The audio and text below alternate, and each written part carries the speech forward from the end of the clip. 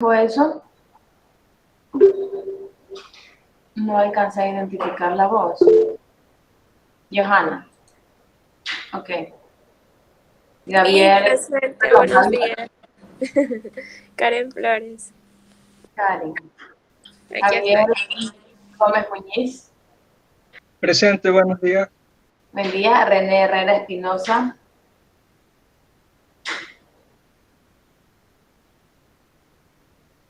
Robert Jiménez Camacho. Presente, abogada, buenos días. Buenos días, Robert. Ninosca Machado Araque. Buenos días, doctora. Presente. Buen día. Karen Nazareno Ledesma. Presente, buenos días. Buen día, Karen. Leslie Núñez Gavica. Presente, doctora, buenos días. Buenos días. Ana Gabriel Ochoa. Buenos días, Miss, presente. Buenos días, Ana. Kelly del Rocío Paredes Zambrano. Buenos días, doctora, presente. Buen día, Cristian Peralta Vaca. Presente, muy buenos días, abogada. Buen día, Cristian. Patrick Pérez Gómez. Presente, abogada, buenos días. Muy buenos días, Víctor. Buen día, Catherine Ponguillo Galarza. Buenos días, doctora, presente. Buen día, Daisy Quesada Eugenio. Eric Ramírez Rangel. Buen día, doctora. Buenos días. Bien. Daisy está enferma, ha estado enferma toda la semana, entonces. Listo. Yo conozco el caso de ella. Iván Romero Herrera. Buen día, doctora, presente. Iván Isaí Rosero Ruilova. Presente, doctora, buen día. Buen día, Catherine Sánchez Mera. Buen día, Mariuxi Solórzano Delgado. Buen día, Melanie Sotomayor Peralta. Buen día, abogada, presente. Buenos días. Jorge Javier Suárez Cedeño. Buenos días, presente, abogada. Buen día, Andrea Marisue Figuerero Romero. Buen día, Birman Fernando Torres García.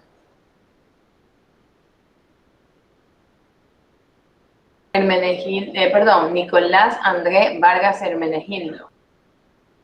Presente, mis buenos días. Buen día, Nicolás Magali Vega Suárez. Presente, Miss, buen día. Buen día, Emi Vera Miño. Presente, mis buenos días. Buenos días, Tatiana Villavicencio Muñoz. Buen día, abogada. Presente. Buen día. Vuelvo a los que tienen falta. Harry Aguilar Avilés. Mario Almeida Gabriel. Alison Almeida Villacrés.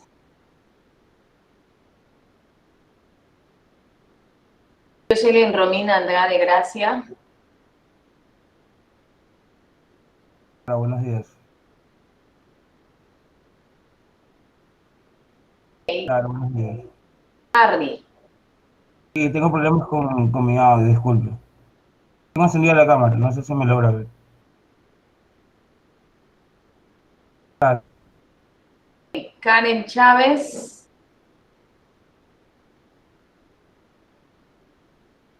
Andy Caicedo. Presente, Miss. Yo le comenté que me iba a hacer la prueba de COVID y no me puedo conectar desde el celular con la cuenta de la universidad. Por eso le preguntaba si me podía admitir con mi cuenta personal. Ya. Listo, ya recordé. Catherine, muy bien, ya le pongo. Catherine Ponguillo y Kelly Cruz me enviaron estas diapositivas. Sí, abogada, yo se las envié por el correo institucional. Y recibieron contestación. No, ¿Cuándo me las envió? las envié ayer de tarde.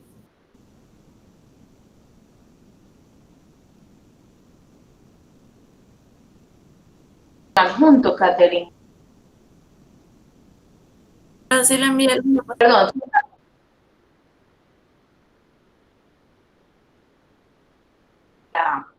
De la ¿verdad? Ok, Karen no está. Evelyn Espinosa está. Yo, ¿Eh? Karen Flores. René Herrera está. No está. Ok, vamos a empezar. Tenemos que ir avanzando un poquito más rápido, entonces la escuchamos. No me han enviado el trabajo por escrito. ¿Saben qué? Si desean ustedes mantener el porcentaje o los parámetros, las diapositivas tienen que guardar la línea gráfica, que son los fondos con que han presentado sus compañeros a las 6:30 del día de ayer. Vamos a ver. Y también me tienen que enviar un trabajo por escrito. Muy bien, vamos a ver. Continúen. Tienen la palabra, chicas. Bueno, primero buenos días, abogada, compañeros. A nosotros nos ha tocado exponer el contrato de listening. Los integrantes, Kelly Cruz y mi persona.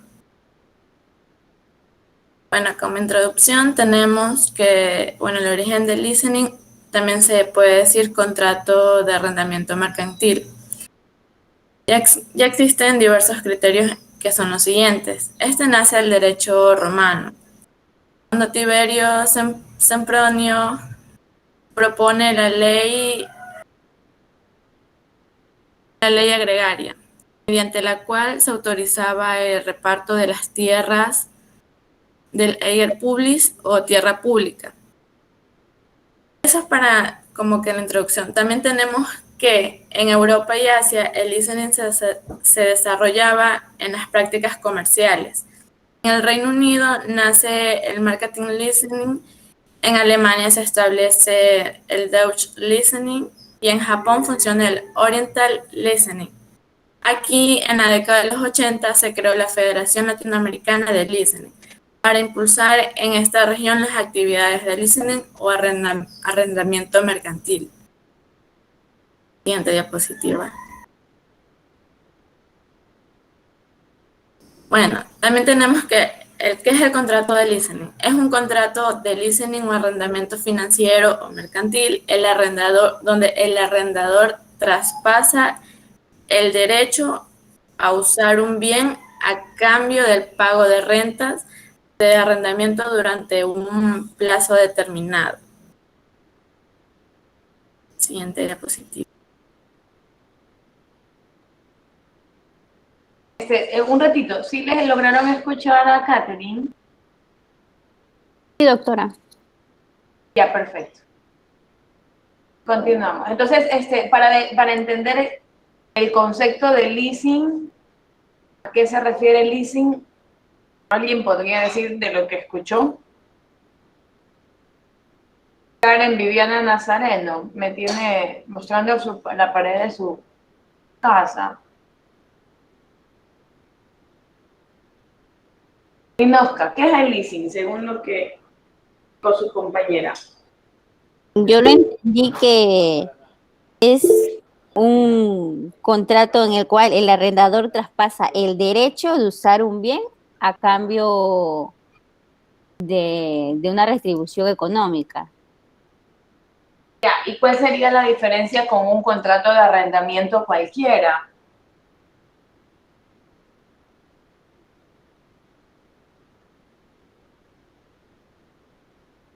Porque sonaría que me dan un derecho efectivamente como se da en el arrendamiento. Que en la vivienda, el bien en sí es para uso mercantil, para actividades económicas. Es que en el arrendamiento tú vas a vivir. Un contrato de arrendamiento es...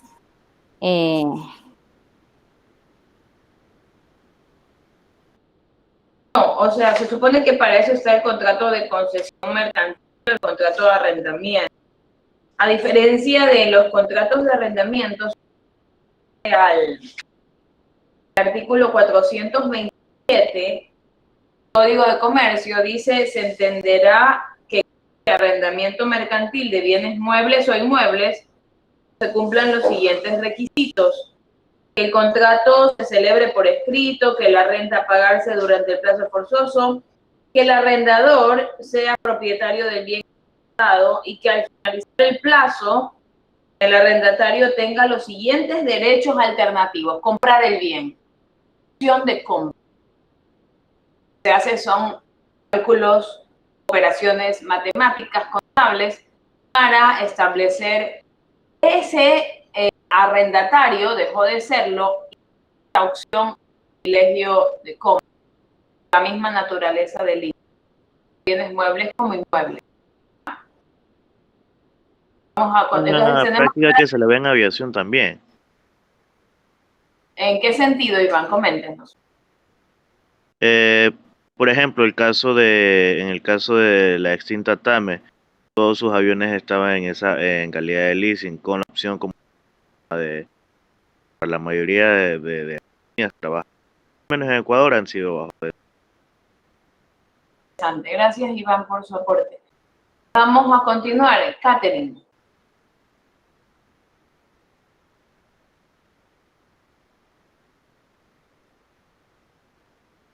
Internet, de verdad.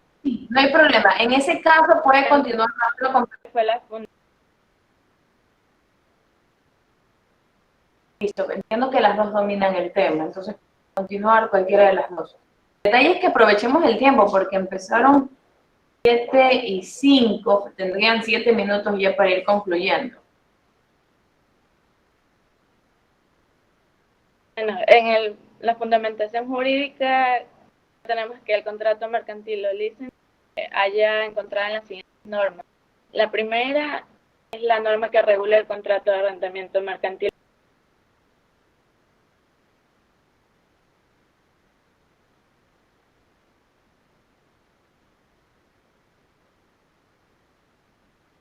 La norma inicia explicando lo que es el arrendamiento, conocido como un tema financiero por el cual el arrendador entrega un bien de su propiedad al arrendatario.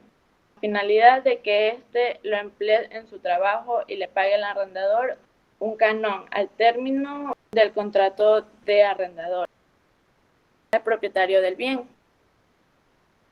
Este bien se encuentra en la Ley General de Instituciones del Sistema Financiero.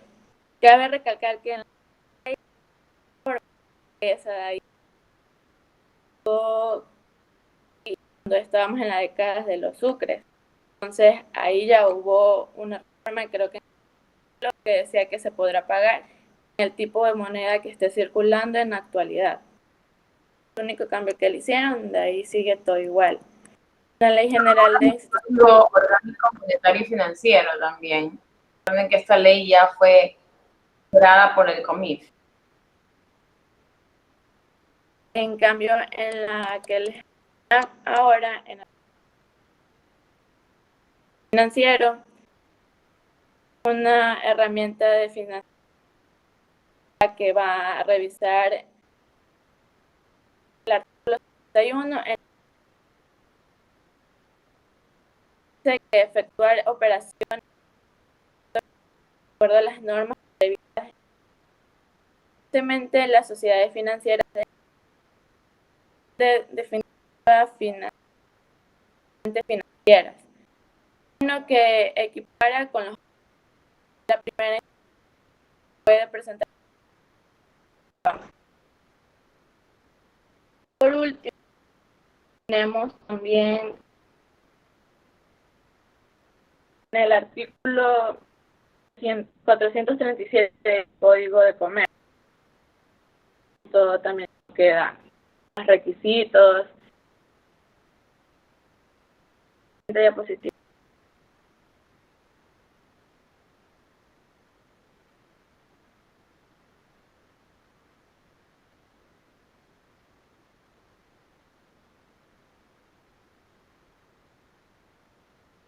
Y por último están los requisitos del contrato de lease. Están tanto en el Decreto Supremo número 31, en el Código de Comercio, que dice: todo contrato de arrendamiento deberá contener términos. Primero es el tipo de contrato. Segundo, detalles de los bienes a ser arrendados. Tercero es la declaración. Son de propiedad de la arrendador o arrendador. Cuarto, el plazo forzoso. Es el valor del canon. Explicar cada uno de. Sexto es el valor residual. Séptimo es el contrato. El octavo es el seguro todo el riesgo. El contrato de arrendamiento deberá ser celebrado por escrito y irse al registro mercantil. Trajimos un ejemplo sobre un contrato del Banco donde es el arrendamiento de un vehículo. Entonces, No, Catherine, no. Yo no lo veo. El contrato. Hay que hacer mención. Ya Nicolás lo está compartiendo. Ok, contrato de arrendamiento financiero o leasing. A ver, ¿cuál es el objeto de este contrato? están arrendando. Podemos ver lo que ahorita expliqué, que son los requisitos del contrato de leasing. Eso es lo que va a contener el contrato. Tener el tipo de contrato que es, también va a poner, ahí van a declarar las partes, el arrendador, el arrendatario, bien se verán las condiciones, desde el seguro, cuando se va a declarar el contrato, y también se va a poner ahí el valor específico por el cual se ha arrendado. Bien. Cuando termina y la devolución, ¿qué pasaría si en ese transcurso pasa algún daño?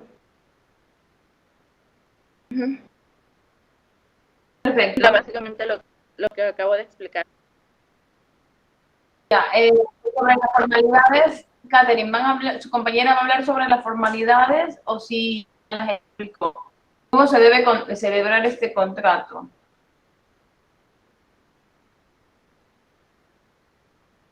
Sí, ahí le toca a ella, ya explicar lo demás.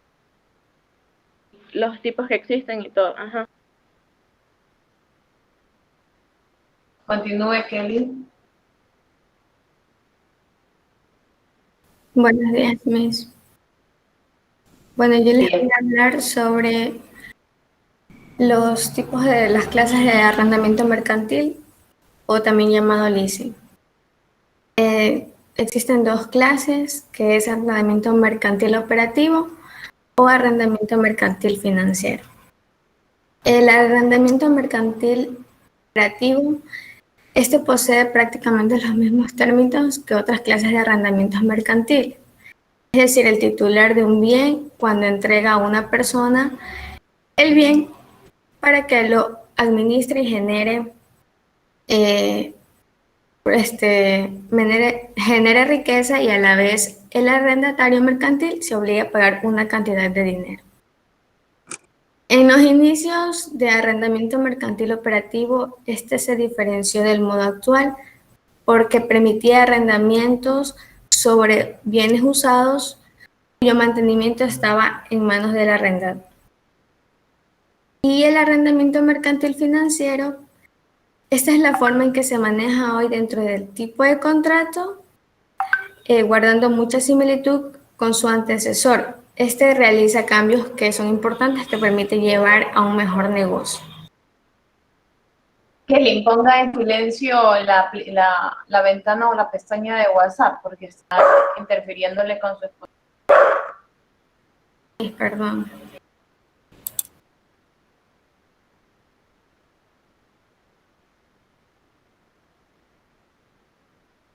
Ya.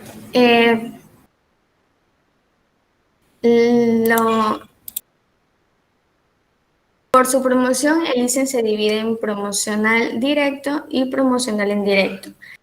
El promocional directo es en el cual el Estado interviene en el mercado por el medio de una empresa para contribuir con su superestructura que estimule conocimientos técnicos y especializados. Esto es para cumplir una inversión positiva en la que permita participar sectores con altos riesgos o por necesidad de disponer de estructuras especiales. El proporcional indirecto es el operador que por la empresa de leasing sean privadas. Por su autoamortización se conocen en dos, como es full pay leasing y no full pay leasing. La empresa de leasing, con los pagos en que el usuario ejecuta como contraprestación, cubre la inversión realizada en la adquisición del bien, los pagos operativos, intereses y beneficios por el capital del empleado. Y la B, la empresa de leasing percibe una suma menor al costo del bien, quedando un valor residual sin cubrir el contrato. Los sujetos de leasing son tres. La entidad de leasing que actúa inmediatamente, la misma que puede ser especializada por operaciones de leasing o un banco. El arrendatario, que es la persona que necesita disponer un bien determinado, quien firma un contrato de leasing para disfrutar de la posesión. Y el proveedor, quien vende el bien a la entidad de leasing. El contenido del contrato de arrendamiento mercantil o leasing deberán ser inscritos en el registro mercantil o registro de propiedad con funciones y facultades de registro de mercantil del cantón en que las partes hayan determinado que se conservará el bien. Los tipos de contrato deben tener los siguientes datos. Es el detalle de bienes a ser arrendados, la declaración en que los bienes son de propiedad de la arrendadora, los plazos forzosos, los valores de canon de arrendamientos, el valor residual, las causas de terminación del contrato financiero y contratos de seguro contra todo riesgo.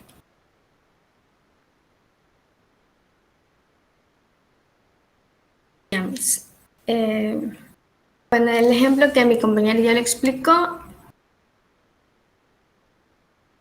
y la conclusión la iba a dar ella. O bueno, también la puedo dar yo. La voy a dar. Como conclusión tenemos que el contrato de leasing es o también llamado contrato financiero. Este es donde se adquieren bienes de capital modernos que permiten obtener mayor productividad y así competir en el mercado nacional o internacional. Quiere decir que por ende las empresas usuarias pueden obtener el uso del bien que necesitan sin disponer de capital y una vez instalado en pleno funcionamiento, el mismo bien se autofinancia con los mayores ingresos obtenidos. La empresa usuaria que adapta a la economía del bien y al que fijar el plazo de duración del contrato, intenta utilizar el bien dado en leasing solamente en periodos en que se ofrezca una productividad más elevada. Esto también protege contra la infracción por el uso del bien. Se tiene inmediatamente a cambios de pago, como ya les expliqué, que son cánones establecidos por la firma del contrato y que son inmovibles actual. Elimina el riesgo de la obsolencia y también simplifica los procesos administrativos contractuales para evitar a las empresas el cálculo de depreciación o la evaluación de activos. Esa es la exposición misma. Perfecto, muy bien. Entonces, solo una pequeña acotación. En el tema del leasing financiero, efectivamente son empresas de entidades financieras autorizadas por la Superintendencia de Bancos. No obstante, el Código de Comercio los ha planteado dentro de este capítulo de arrendamiento, porque también es posible realizarlo entre personas naturales o jurídicas como un contrato que deberá necesariamente inscribirse en el registro mercantil. Son operaciones financieras que se revalúan, se establecen en cuanto a la inversión que se ha hecho como arrendatario, para que este mismo arrendatario que ha arrendado tal maquinaria, porque claro, entiendo que Kelly y Iván hicieron un ejemplo del banco, ¿verdad? Entonces son valores, por eso quería ver bien el objeto del contrato, para ver cómo se refinancia eso y finalmente qué es lo que percibe. Dice el Código de Comercio que puede entenderse como bienes tanto muebles como inmuebles. Igual, cuando cuestiones de saneamiento por vicios ocultos, hasta que no sea el legítimo propietario, no podrá demandarse como titular o como aquellos derechos que tiene un titular, ¿verdad? Del derecho o propietario. Por lo tanto, tendría como calidad de arrendatario. La naturaleza, justamente, como hay esta opción de compra, determinadas las condiciones en el 427, dice comprar el bien por el precio acordado para la opción de compra. Esa es la cláusula que identifica este contrato, en el que no será inferior al 20% del total de rentas devengadas. Prorrogar el contrato por un plazo adicional. Durante la prórroga, la renta, o sea, lo que perciba, deberá ser inferior a la pactada originalmente. Incluye mantenimiento, suministro de parte, asistencia u otros servicios. Recibir una parte inferior al valor residual es lo que efectivamente uno de los derechos que tiene ya el arrendatario cuando ya ha acaecido pues esta finalización del plazo. Recibir el arrendamiento mercantil, un bien sustitutivo, el cual se apliquen las condiciones previstas en este artículo. Entonces, es este cambio que se hace y que, como mencionaban sus compañeras, implican unas operaciones de cuánto se ha gastado en mantenimiento, que implican también cuánto va a ser el valor a pagar, que no es como si lo comprara nuevo, obviamente ya ha habido un uso. Y este leasing, como mencionaba Iván, también se aplica pues a maquinarias o constructoras. Hay contratos que se pueden realizar, por ejemplo, de leasing, o paralelamente contratos de alianzas estratégicas, porque yo para un proyecto específico destiné como empresa a la realización de ese proyecto la construcción de algo, ¿verdad? Cuando son contratación pública más sería como consorcios, que es lo que me exige la ley. Y esta maquinaria requiere la otra persona con la que celebró este acuerdo o este convenio, desea adquirir esa maquinaria. Yo la utilicé, efectivamente yo aporté con esto, lo utilicé, pero a mí me interesa, si yo pagué mantenimiento, di efectivamente la mano de obra para construir en ese proyecto determinado, ahora voy a ponerle que como esta es una empresa extranjera, no se va a llevar la maquinaria, yo adquiera esa maquinaria cuando termine el contrato por el cual hemos acordado juntos esta alianza estratégica o este consorcio. ¿No? Muy bien. No he visto ninguna pregunta o inquietud por parte de los estudiantes. Necesito calificarles también participación en clase. Razón del tiempo. Sí. No sé si es válido este comentario de Uribe y Schwarzer en Quito, es una empresa constructora. Uno era nacional, Uribe, un ecuatoriano, y Schwarzer era una persona, un arquitecto extranjero. Trabajaron bastantes años juntos y después de un tiempo el nacional ya quiso retirarse. Sin embargo, el extranjero quería conservar el nombre de la empresa, Uribe y Schwarzer, ambos, y también parte de la maquinaria. Entonces, antes de dividirse, hicieron un tipo de contrato similar, me imagino que debió ser ese. No sabía antes el término, pero conocía el caso. Y hicieron el contrato de listening para alquilar de la propiedad de todos los bienes que tenía el nacional, con Uribe. Hicieron el trabajo durante 1 año, 2 años para mantener los derechos, mientras tanto, del señor Uribe, a ver qué tal iba esa relación, porque al final del día iba a conservar el nombre de Uribe en la compañía, y actualmente lo conserva Uribe y Schwarzer, y ahorita ya le compró por completo toda la parte que le correspondía al señor nacional. Excelente. Javier, el ejemplo.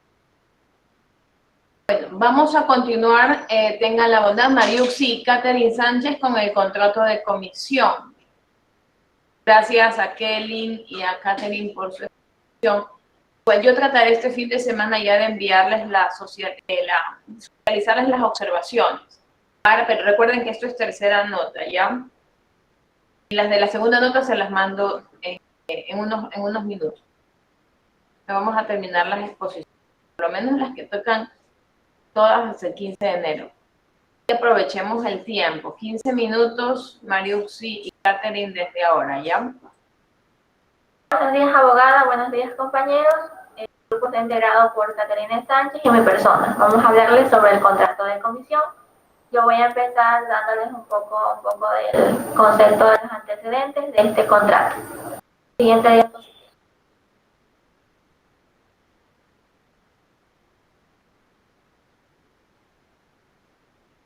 Diapositiva.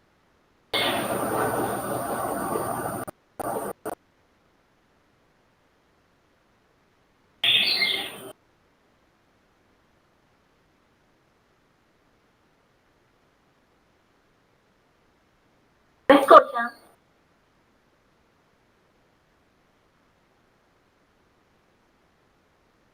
Antecedentes.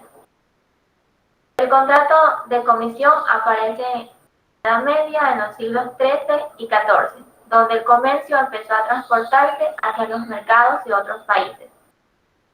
La comunicación era una dificultad para realizar el negocio directamente de comerciante a comprador. Por esto se trata de buscar un comisionista que efectúe las ventas del producto, pero obrando a nombre propio. Es así que apareció el contrato de comisión. El contrato de comenda antecede el contrato de comisión, que se dio hasta el siglo XII. El viajero, que era a la vez negociante por cuenta ajena, pasó a ser generalmente un servidor o empleado del comerciante lejano.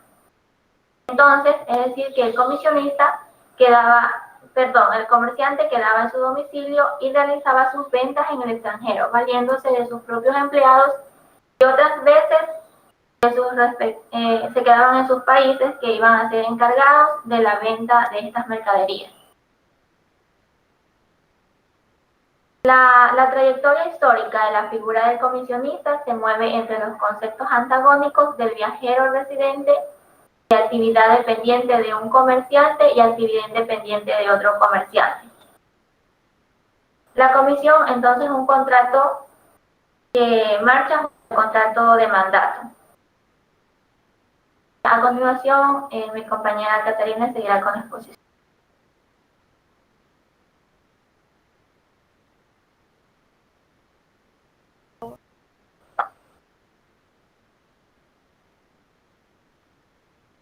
Confirmo. Sí se escucha, compañera. Gracias. Buenos días, doctora. Buenos días, compañeros. Por consiguiente, pasaremos a definir el contrato de comisión, normado en el artículo 431, como una especie de mandato, por el cual una persona denominada comitente encomienda a otra, denominado comisionista, la ejecución de uno o varios actos mercantiles por un tiempo determinado a cambio de cierta retribución. A su vez, el doctrinario Guillermo Cabanela afirma también que es un mandato cuyo objeto es una operación de comercio. Por tanto, podemos definir que este contrato de comisión es aquel encargo mediante el cual se lleva a cabo determinada acción y que tiene que ser mercantil, donde la figura del mandato sería el comitente y la que lo recibe el comisionista, recibiendo asimismo ambas partes derechos y obligaciones durante la vigencia de dicho contrato. Característica, niña. De diapositiva, niña. Ahora, existen tres tipos de elementos que vamos a ir viendo durante las diapositivas, que son el elemento objetivo, el elemento subjetivo y el elemento de retribución. Vamos a describir cada uno. El primero es el elemento objetivo, el cual es todo aquello que tenga una medida de valor y pueda ser objeto del derecho de propiedad. Y este encaja con la contraprestación, me refiero a la retribución, pactada a fin de que el comisionista ejerza un acto u operación que se le ha conferido realizar. Parte de este ámbito es que el contrato se realice por escrito, por lo que pasará el contrato de comisión al grupo de la facultad para que pueda ser revisado. pero más tardecito. Dentro de este contrato van a ver todas las partes que se ven aquí, ya señaladas mediante comentarios, es decir, va a estar la nominación, va a estar la descripción del encargo, la duración, el valor, la forma de pago y entre otras el detalle de los bienes y el valor de la comisión en caso de haberlos. Motivado en que si el comitente no confiere tanto el valor de los fondos y también por así decirlo, la expectativa de lo que va a abarcar lo que es la comisión, el comisionista no tiene obligación de ejecutarla, así la haya aceptado, porque quien confiere el encargo es el responsable de la calidad y del saneamiento de estos bienes. Bien, con ello se asegura que la contraprestación, como elemento de la retribución, permita que el pago que se recibe sea equitativo. Recordemos que la naturaleza del contrato de comisión no es gratuita, sino que es onerosa, por eso se dice que es un contrato oneroso. Por lo tanto, el comisionista debe percibir una remuneración y asimismo constituye su derecho a exigirla. Bien, ahora, ¿cómo se perfecciona? A través de la aceptación. Esta puede ser expresa o tácita, siendo la característica de un contrato consensual. Bien, ¿cómo puedo saber que la persona ha aceptado? En este caso es cuando el comisionista empieza a realizar cualquier tipo de actividad para desempeñar su cargo. Ciertamente es mediante esta figura que el comisionista queda obligado directa y personalmente con el comitente como si el negocio fuera suyo. Por tanto, ninguna de estas dos partes tienen acciones contra la otra ni estará obligado a declarar en contra de su comitente con quien va a realizar el encargo. Pero sí, en caso de que el comisionista delegue a otra persona y no esté autorizado para hacerlo, el comitente sí puede ir en contra de esta delegación. Siendo menester que una de las obligaciones del comisionista, una vez aceptada, es ejecutarla hasta que la culmine, o responde por todo daño y perjuicio que causaron dichas faltas, obviamente, ¿no? Entonces, eso constituye la obligación de él de desempeñar la comisión con diligencia desde que la acepta. Por ello, previo a realizar cualquier gestión, tiene que revisar la mercadería, porque si no la revisa, no podrá dejar notificado al comitente en un plazo no mayor a 8 días de que la mercadería presenta algún fallo y que por tanto eso le podría causar algún tipo de problemas en el desempeño de la comisión. Siguiente diapositiva, por favor, niños. Bien, ahora resulta esencial detallar los sucesos de los cuales tiene que responder el comisionista. Puede el comisionista comprar aquello que está fabricado para vender. Realmente lo que puede hacer es depositar la mercadería si en 48 horas no ha sido notificado por el comitente, él puede depositar la mercadería en vía judicial para que el juez le autorice venderla.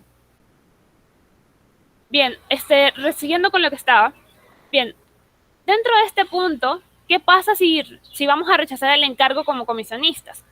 Primero que nada, como estamos bajo la obligación de responsabilidad de daños y perjuicios, tenemos que ver que la mercadería ni se pierda, ni se deteriore, que no haya ninguna caducidad del título, ninguna prescripción o cualquier otro daño que pueda ocasionarse en esta mercadería, que de aquí se desprende justamente este derecho del que iba a hablar, el depositar judicialmente las mercaderías para ser vendidas mediante autorización del juez, permitiendo con dicha venta cubrir el monto que hubiera dispensado el comisionista por causa de la comisión. Pero esta figura del derecho a depositar judicialmente las mercaderías no solamente se da en caso de rechazo, sino también de aceptación, porque recordemos que si no se pueden comunicar entre ellos y el comisionista necesita vender, también lo puede hacer. Siguiente diapositiva, niño. Bien, ya les había mencionado que los elementos subjetivos básicamente son las partes involucradas en el contrato y que por ello se le da la característica de contrato bilateral y contrato consensual. Se diferencia con el contrato civil porque recordemos que en el contrato de comisión mercantil se pueden realizar acciones por cuenta del comitente y también a nombre propio. En cambio, en el civil no, en el civil directamente es por cuenta de quien te lo encarga. Siguiente diapositiva, niño. Listo, ya les había mencionado las obligaciones del comitente y me he permitido anexar aquí ciertas jurisprudencias que hemos encontrado acerca de esto. Por ejemplo, una de las primeras obligaciones del comitente será abonar al comisionista el precio de la comisión. No sé si alguien me puede ayudar leyendo esta diapositiva rápidamente, la resolución. Cualquier persona. Resolución número 161/2001. Catherine, si me permites.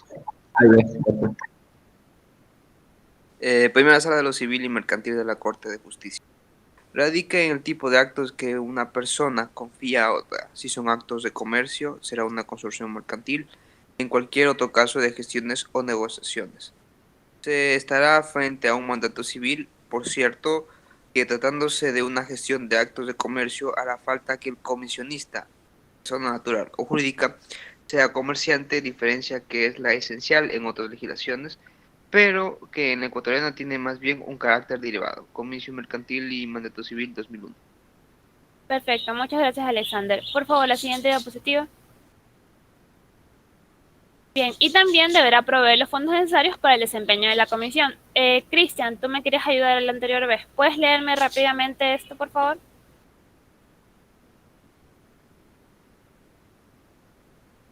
Desde en el juicio laboral. ¿Ya? Ya, ok. Provee los fondos necesarios para el desempeño de la comisión. En el juicio laboral, seguido por José Ortega Chávez contra Eduardo Sosa, como presidente de la cervecería, La Victoria, la Sala de lo Civil y Comercial manifiesta que el actor expresa en su demanda que literal A, aparte de la expresada comisión que no se me ha pagado salario de ninguna clase ni se me ha afiliado al IES, pretende por tanto tener derecho a todos los sueldos que le habrían correspondido, omitiendo desde luego señalar la remuneración que debía corresponderle por su actividad y sirviendo como chofer bajo relación de dependencia en dicha empresa. Literal B. Revela a las claras que antes que trabajador en relación de dependencia resultaba empresario, con absoluta autonomía para desenvolverse en la adquisición, distribución y reventa de los productos de la cervecería. Y, lo que es más, que trabajaba con vehículo propio y con ayudante bajo sus órdenes a quien remuneraba. Y literal C. Recae sobre la simulación del contrato de trabajo y, en concreto, sobre la reventa de los productos en zonas previamente determinadas bajo la vigilancia de la empresa, más no un contrato de comisión mercantil, porque es la valoración de la prueba que asevera su diferencia como en el contrato laboral.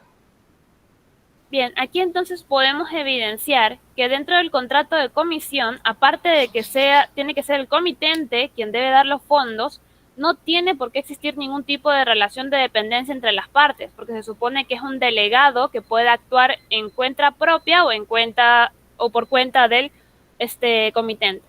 Siguiente diapositiva, Nino.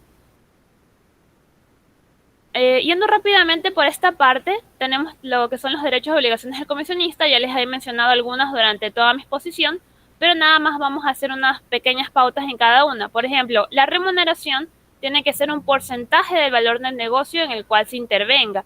Tiene que ser establecido en el monto y forma de cálculo, y en caso de que no se pongan de acuerdo sobre este monto, se fija conforme a la costumbre mercantil o el mercado en donde se está desempeñando la actividad. El derecho de examinar la mercadería, porque como les dije anteriormente, queda responsable por daños y perjuicios que ocasione durante el desempeño de su comisión. El tercer derecho es depositar judicialmente las mercaderías para ser vendidas mediante autorización del juez, y ya saben que esto aplica tanto para cuando se le acepta o como cuando para se le rechaza. Bien, la obligación de desempeñar con diligencia la comisión desde que acepte el encargo, pues obviamente porque el fin es que la comisión se lleve a cabo. Y por último, la obligación de comunicar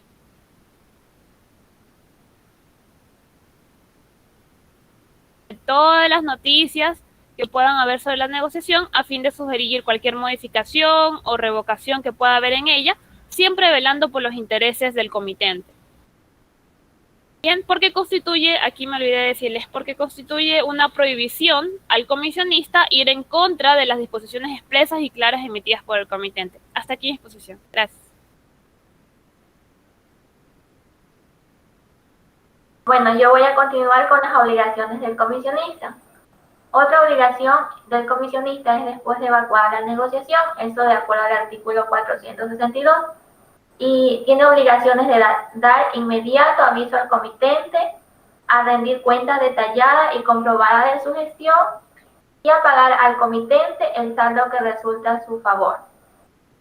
La siguiente obligación es obligación de no vender a personas declaradas insolventes. Eso de aquí lo encontramos en el artículo 471.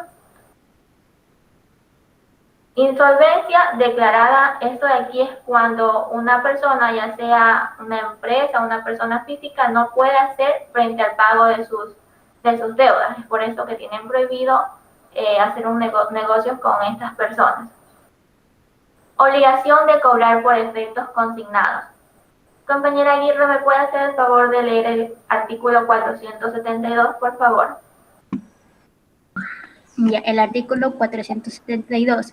Siempre que el comisionista venda a plazo, deberá expresar los nombres de los compradores en las cuentas y en los avisos que dé al comitente, y no haciéndolo se entiende que las ventas fueron al contado.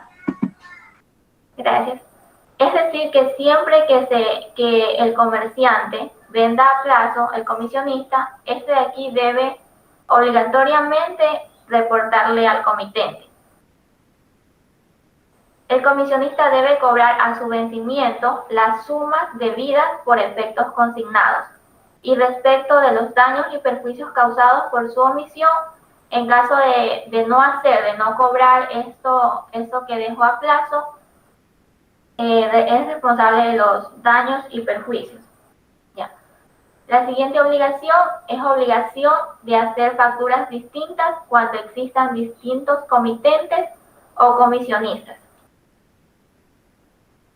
Cuando en una misma negociación se comprenden efectos de distintos comitentes o del comisionista y de alguno o varios comitentes, debe hacerse en la factura la distinción, es decir, expresando alguna marca, alguna contramarca que designen las distintas procedencias.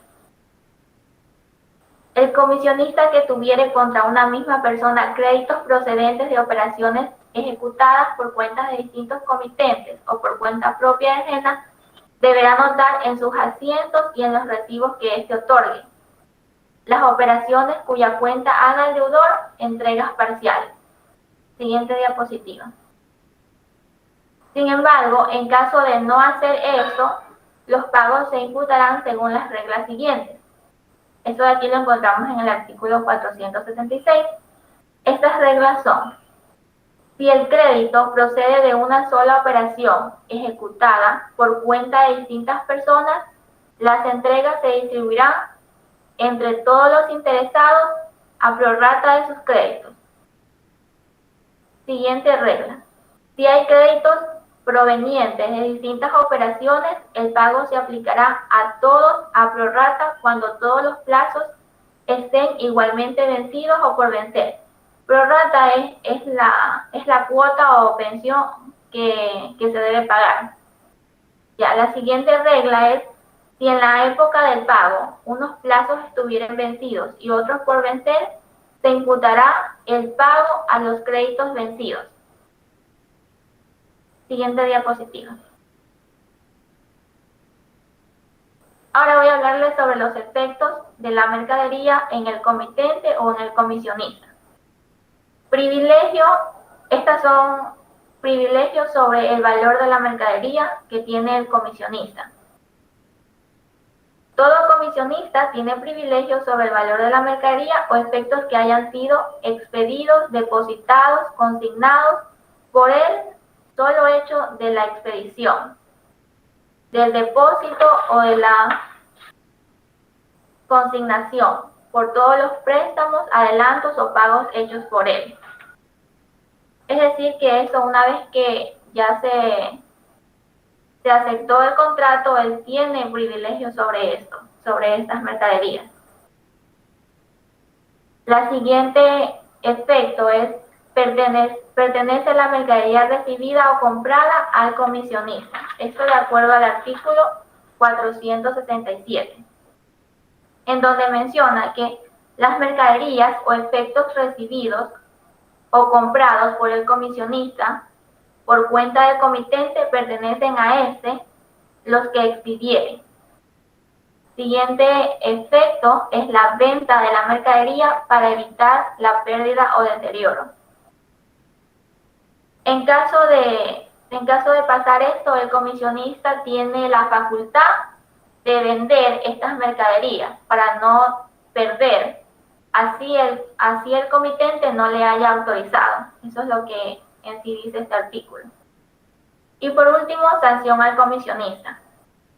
El comisionista que rinda a su comitente cuenta que no estuviere conforme con los asientos de sus libros o que altere los precios o condiciones del contrato celebrado o suponga gastos o aumente lo que hubiere hecho, será sancionado de conformidad con la ley.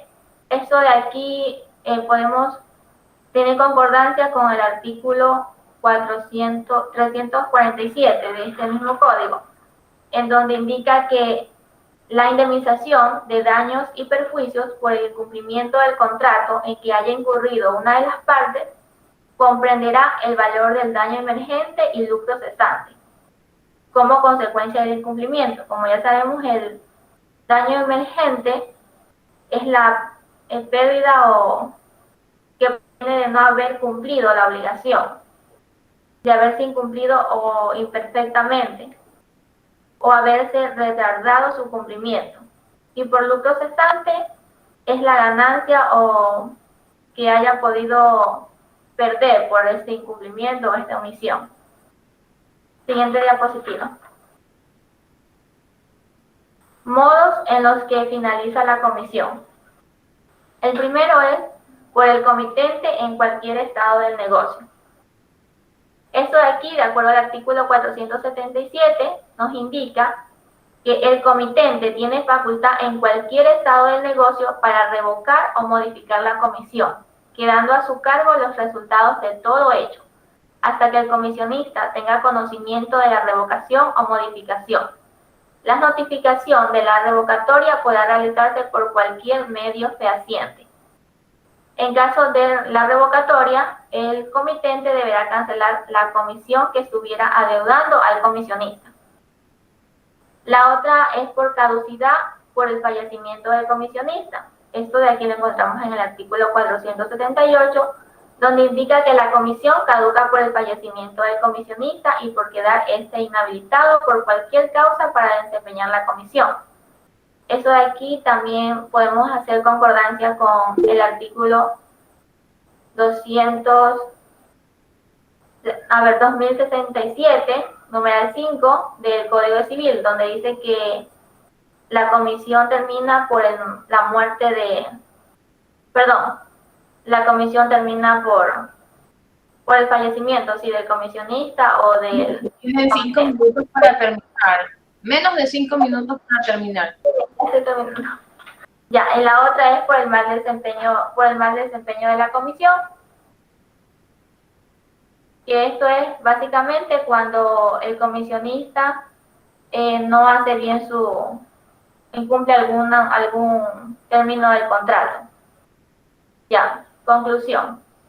De acuerdo a lo estipulado en el Código de Comercio, el contrato de comisión es una especie de mandato por el cual una persona denominada comitente encomienda a otra denominada comisionista la ejecución de uno o varios actos mercantiles por un tiempo determinado a cambio de una retribución económica.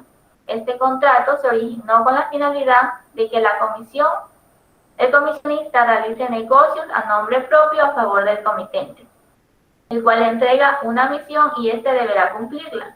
Dentro de este contrato se encuentran 3 elementos: el elemento objetivo y el elemento subjetivo. El elemento subjetivo y el elemento de retribución. Se perfecciona a través de la aceptación expresa o tácita del encargo por parte del comisionista, siendo la característica consensual y perteneciente a este tipo de contrato. La comisión caduca por el fallecimiento del comisionista y por quedar inhabilitado por cualquier causa para desempeñar la comisión. Gracias. Muy bien, para cualquier estudiante, ¿cuál es la diferencia entre mandato y comisión? Les pregunto.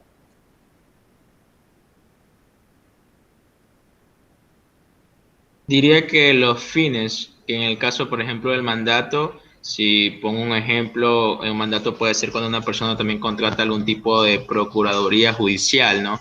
Pero en cambio la comisión se refiere un poco más al ámbito mercantil, que es como decirle a una persona, darle el poder a una persona, pero para que ésta pueda hacer, bueno, ser actos mercantiles, no valga la redundancia.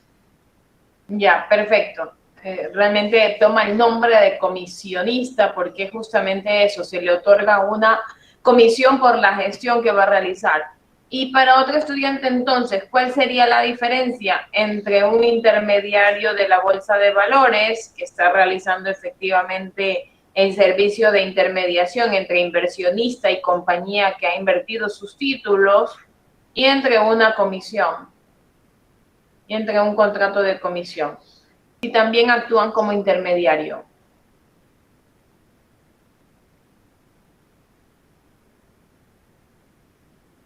Bueno, específicamente el contrato de corretaje o de intermediación mercantil es eso. Solamente actúo en función primero de las leyes específicas relacionadas para esta clase de negocios, que las van a determinar las resoluciones de la Junta de Política Monetaria y Financiera. El Código de Comercio me va a hablar brevemente de esto. Y en la comisión efectivamente hay personas, comerciantes, que hacen del comercio su oficio habitual, que pueden dedicarse a esto, mientras que en el corretaje ya hay una matrícula para el corretaje inmobiliario. Inclusive tengo que registrarme en la asociación de corredores, que son aquellas personas que sirven para conectar al dueño del bien, del bien raíz, del comprador, ¿verdad? Entonces obtengo efectivamente una retribución económica que la puedo llamar inclusive a esta comisión. Facturo, no estoy en relación de dependencia. Sin embargo, son leyes específicas las que rigen esta clase de contratos jurídicos. ¿Listo? Continuamos. Muchísimas gracias a las estudiantes que han participado. Víctor Pinela y Ninosca Machado. Sí, doctora. Buenos días, doctora, compañeros. Antes de empezar nuestra exposición, les proyectaremos un video introductorio sobre el contrato de agencia. Perfecto. Es un video que han diseñado los mismos estudiantes, según lo que aprecié en la última tutoría que tuvimos con ellos.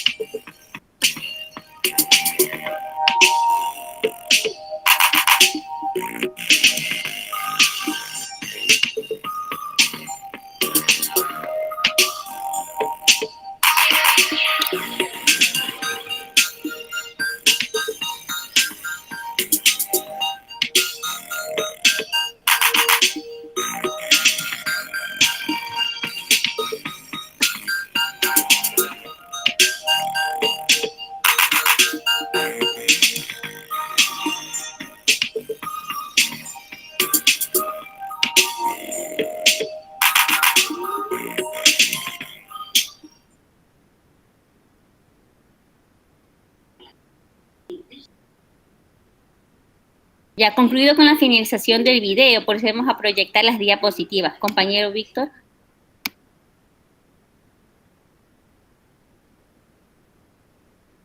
Dime si se logra ver. Sí, compañero, sí se ve. Muy bien, buenos días, doctora y compañeros. A continuación vamos a mostrar un pequeño índice sobre todo en nuestra tema de exposición, que es sobre el contrato de agencia. La definición del contrato de agencia, los elementos esenciales del contrato y sus características, las obligaciones de los contratantes, la terminación del contrato y, por último, el trámite y la conclusión grupal. A continuación, compañeros, ayúdenme leyendo el artículo 481 del Código del Comercio, por favor. Ok, Víctor, espérame un ratito. Ya, listo. El contrato de agencia, artículo 481. Es el contrato en virtud del cual un empresario comerciante denominado agente asume de manera estable y permanente en el encargo de promover, explotar y concluir negocios comerciales que pueden estar concretados de un territorio específico, en nombre y por cuenta de otra persona, nacional o extranjera, denominada principal, El agente por la prestación de sus servicios recibirá una retribución sin asumir, salvo pacto en contrario, el riesgo de las operaciones comerciales que desarrolla personalmente o a través de sus dependientes. Listo, compañero, gracias. Bueno, de acuerdo a lo manifestado, lo que manifiesta el artículo 481 sobre el contrato de agencia, entendemos que cuando una persona, ya sea tanto física como jurídica, que se denominará agente, se obliga con otra, la cual se denominará principal, promover actos de comercio con el fin de recibir una contribución o una remuneración respectiva. Tenemos los elementos esenciales del contrato de agencia. Primero tenemos el encargo de promover o explotar negocios. En este la gente tendrá la libertad de realizar los actos u operaciones comerciales. Tenemos la actuación por cuenta ajena, en la cual nos manifiesta que la gente tiene la obligación de respetar las cláusulas establecidas en el contrato y en algún caso si las llegara a incumplir, este contrato podrá darse por finalizado. Tenemos la independencia y estabilidad de la gente.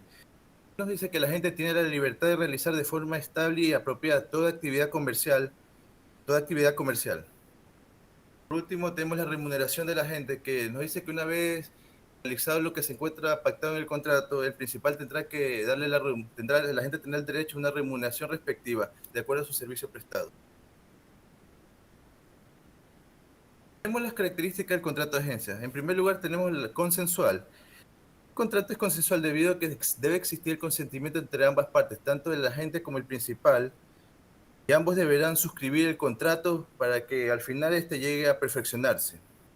Tenemos que es oneroso debido a que el principal deberá pagar a la agente la remuneración respectiva por sus servicios prestados. Tenemos que es bilateral debido a que ambas partes, como yo dije, tanto el agente como el principal, tendrán obligaciones señaladas en las cláusulas contractuales que impedirán realizar actos inadecuados, perjudiquen los derechos e intereses de ambas partes. Por último, tenemos que otra característica que es nominado debido a que este contrato se lo puede encontrar en el Código de Comercio, especialmente en el articulado 481. Atención, mi compañera Ninoska. Gracias, compañero. A ver, antes de continuar, ¿quién me puede explicar qué es una obligación? Recordemos que se entiende por una obligación el vínculo jurídico por el cual una persona o varias personas están obligadas a dar, hacer o no hacer algo frente a otras. En nuestro Código de Comercio se establece tanto las obligaciones de la gente como las obligaciones del principal.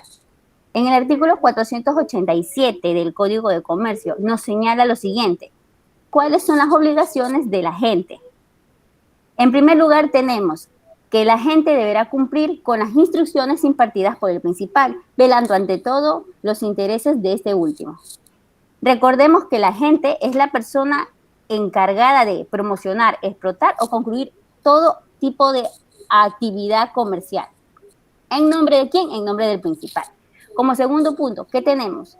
Tenemos que la gente está obligada a comunicar al principal sobre cualquier tipo de situación o inconvenientes que se susciten en el momento de la realización de la actividad comercial. Como tercer punto, ¿qué tenemos?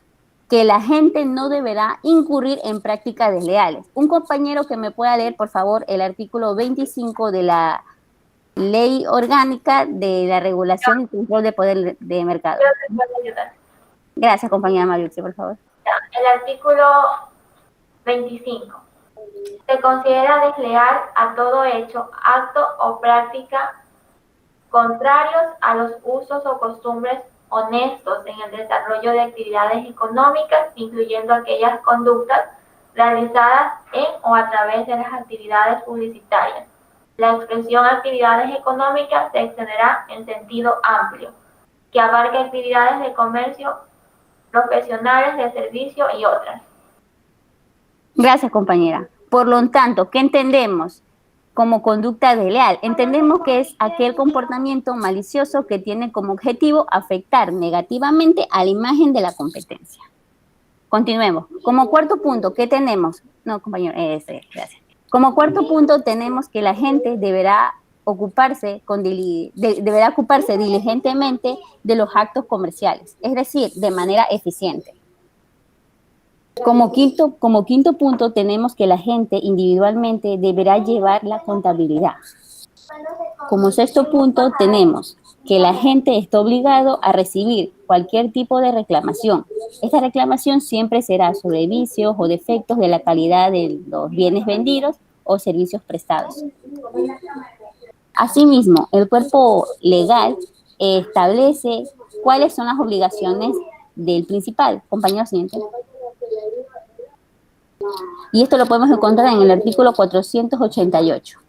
Entre las obligaciones del principal tenemos, primero, dar a la gente la información necesaria para la ejecución de su encargo. Segundo, pagar la retribución económica. Tercero, no incurrir en ninguna conducta considerada como competencia desleal.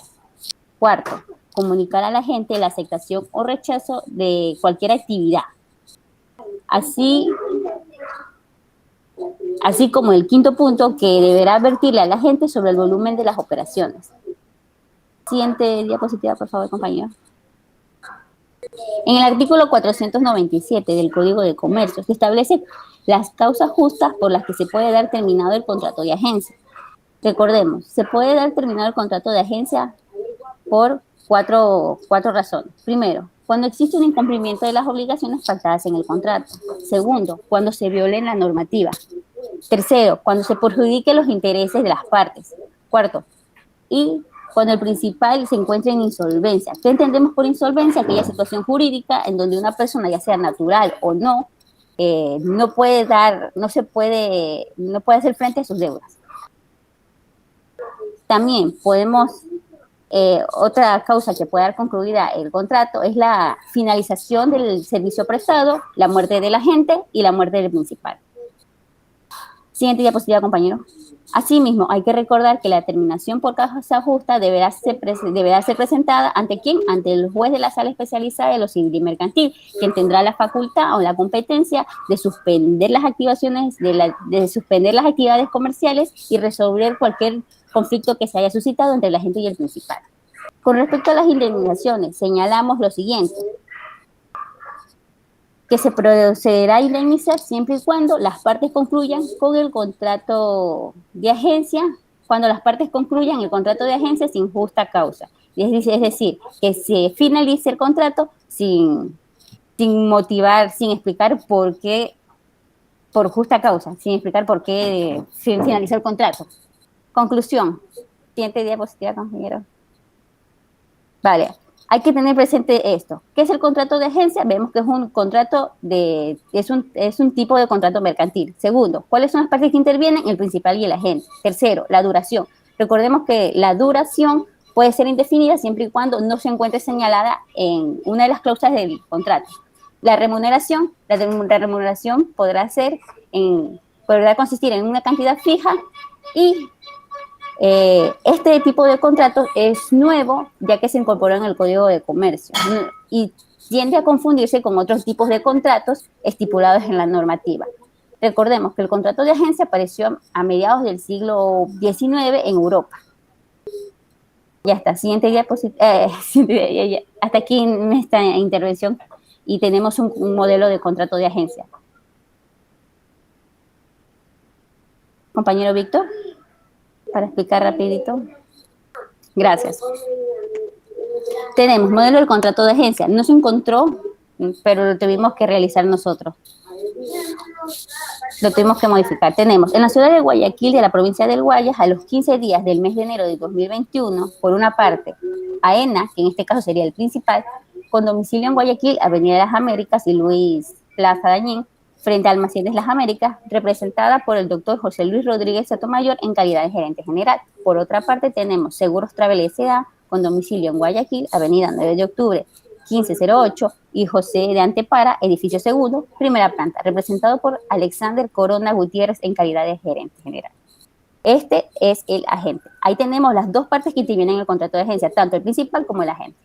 Tenemos que ambas partes, de forma libre y voluntaria, se comprometen a realizar el presente contrato de agencia. Asimismo, se reconocen mutuamente con capacidad legal suficiente para suscribir el presente contrato, acordando lo siguiente. Aquí podemos ver otras características del contrato de agencia, que es ser consensual, que significa que existe el consentimiento de ambas partes.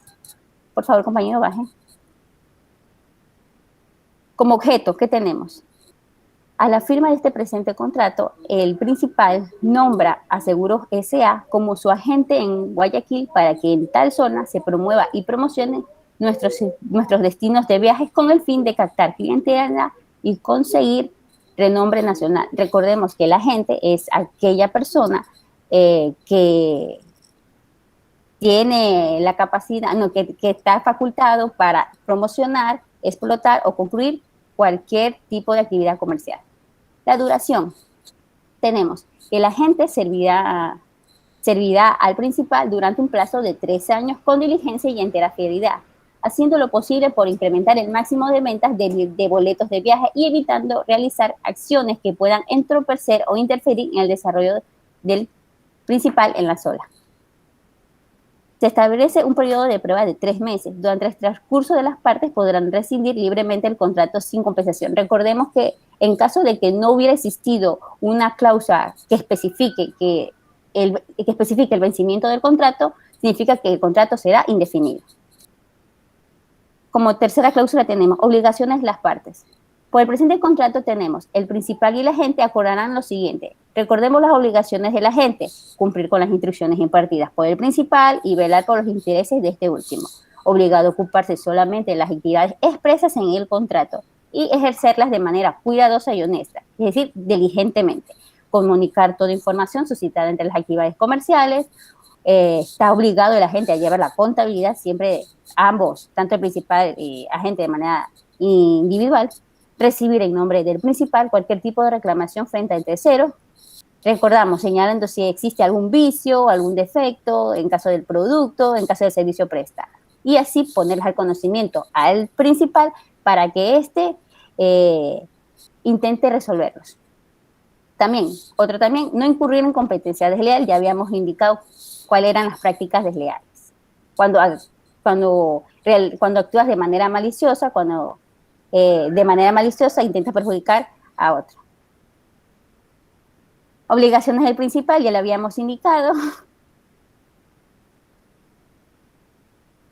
Y la remuneración. La remuneración, recordemos que la remuneración en este contrato que hemos presentado, se pacta entre $1.500 de los Estados Unidos por el ejercicio de su actividad profesional, con el cual reciben una comisión de un 5%. La terminación del contrato ya lo habíamos indicado que cuando una de las partes incumplen, cuando surge la muerte del agente, cuando finalizan los servicios prestados, etcétera. La indemnización. En caso de que la agente incumpliese la cláusula tercera, numeral 6 del presente contrato relacionado a la competencia desleal, el agente no tendrá derecho a la indemnización o pago alguno. Y por último, ¿quién es el juez que tiene competencia para resolver cualquier tipo de conflictos que se surjan entre el principal y el agente? Tenemos que es el juez de lo civil y mercantil de la provincia del Guayas. Y esto lo podemos ver de conformidad al artículo 156 del Código Orgánico de la Función Judicial y el artículo 239 del mismo Código Legal. Hasta aquí nuestra intervención, compañeros. Espero que les haya gustado. Gracias. Sí, realmente ha sido muy interesante y ha sido exhaustiva, han agotado todo el tema. Solo una pequeña cosita y observación en esta parte final. Las partes también, no obstante de que puedan someterse a la cláusula arbitral, ¿verdad? ¿En qué consiste esa cláusula, Ninosco, Víctor? La cláusula arbitral, en caso de que no puedan resolverse, cuando no lleguen a acuerdo, pueden acudir al Tribunal de Conciliación y Arbitraje de la Cámara de Comercio. Perfecto, también. Incluso es como a veces la cláusula que está fija últimamente en la mayoría de los contratos comerciales para ahorrarse todas estas instancias judiciales. Recuerden que el laudo arbitral es considerado también un título en el cual es como una sentencia, ¿verdad? Aquello que determine el Tribunal de la Cámara de Conciliación y Arbitraje de la Cámara de Comercio, del lugar donde se haya celebrado el contrato. Por eso necesario. Ahora sí, Javier Gómez, dígame usted, ¿cuál es la diferencia entre comisión, que fue lo que expuso Mariuxi y Catherine, y agencia, que fue lo que expuso Ninoca y Víctor.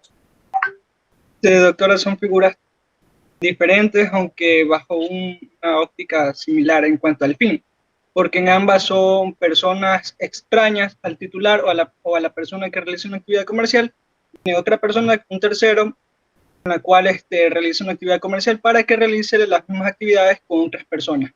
Ahora, aquí yo veo dos diferencias principales, más que todo en la parte de la relación de la gente con el principal y del comisionista con el principal. Más que todo es por la parte económica. El comisionista siempre recibe al final de la actividad comercial una comisión, por eso de ahí viene el nombre. Tiene un porcentaje de las ganancias totales, mientras que la gente va a recibir un pago determinado por las actividades que le encomienda el... Vale. Claro, y es como recurrente, ¿verdad? Una agencia de publicidad está dedicada al lanzamiento o a la campaña publicitaria de un bien y le confía pues esta compañía a la agencia.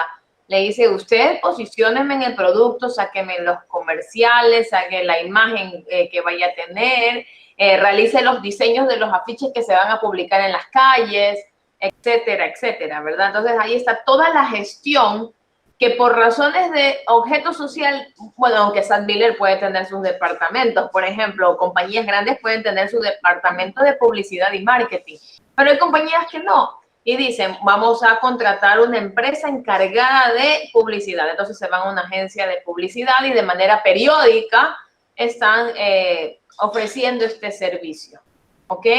Muy bien, ¿alguna pregunta que tengan los integrantes? Veo que no todos están con la cámara encendida, chicos. ¿Qué pasa? ¿Qué pasa? Pero muy bien, ahí ya la aprendió Patrick. ¿Alguna otra pregunta que tengan? Que también. Claro que sí. Me olvidé. La agencia siempre se lo llega a confundir. Distribución, el distribuidor actúa por cuenta propia, en cambio la agencia, la gente. Claro, perfecto. Le da las órdenes o las indicaciones, ¿verdad? Y hay un ok también de este principal. El de distribución hace eso, distribuye, controla efectivamente a qué lugares va a tener que ir, bueno, todo también dentro del contrato, pero en el de distribución o logística o concesión mercantil, que también lo llama el Código de Comercio, hay efectivamente que en las dos son autónomas, pero efectivamente yo soy el que fabrico y solamente yo estoy encargado de distribuir. Como compañía, distribuyo dónde se va a posicionar este bien. Son naturalezas distintas también. Muchas gracias, Víctor. Vamos al siguiente grupo, por favor. Avancemos. Fernando Torres y Karen Nazareno, corretaje e intermediación mercantil. Me enviaron ayer a las 11 de la noche. ¿Qué es eso, pues, chicos? Disculpen mis buenos días y fallas técnicas. Ok. Vamos a empezar.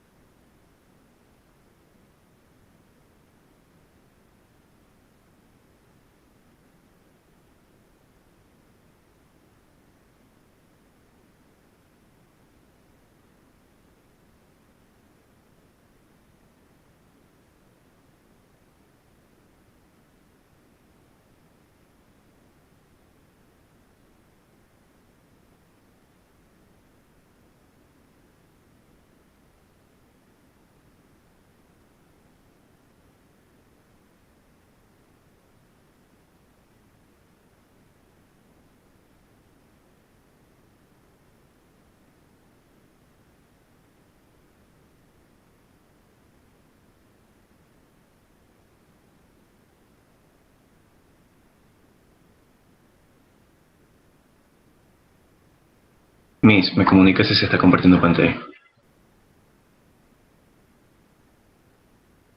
Sí, ya se Hola, está. ¿sí? Puede señalar las diapositivas. Perfecto. O sea, la idea... Buenos días, Miss. Buenos días, compañeros. Mi grupo se conforma con Karen Chávez y mi persona. El tema a exponer el día de hoy es contrato de corretaje o intermediación mercantil. A continuación, mi compañera Karen. Buenos días, Karen Nazareno, Fernando. Como introducción, como consecuencia del vertiginoso ritmo de vida, la eliminación de las barreras jurídicas, económicas, sociales y la ingente información y la especialización de los sectores económicos, jurídicos, es muy frecuente en la actualidad. A la hora de desarrollar cualquier tipo de actividad, ya sea comprar, vender, arrendar, etc., acudimos a otras personas para que suplan nuestras carencias. Estas carencias pueden ser tanto de información, de conocimiento, de habilidad, como simplemente de tiempo. Esta forma de actuar es muy conocida como mediación. Ahora bien, mediación es un término muy amplio, lo que nos permite encontrar muchas formas de entender este tipo de actividades dependiendo del ámbito en que nos encontremos. Algunas de estas actuaciones mediadoras... Karen, antes de que siga leyendo, vamos a ver, dígame usted, ¿qué es el contrato de corretaje? ¿Cómo podemos definir, según sus palabras, el contrato de corretaje?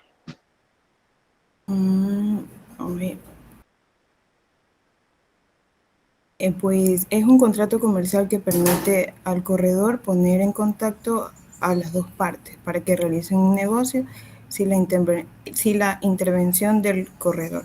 Este es un papel fundamental de ser simple intermediario para facilitar el acercamiento de las partes. Perfecto, entonces, ¿cuál sería la diferencia entre comisión y corretaje, con sus palabras? ¿Perdón? La diferencia entre contrato de comisión y corretaje.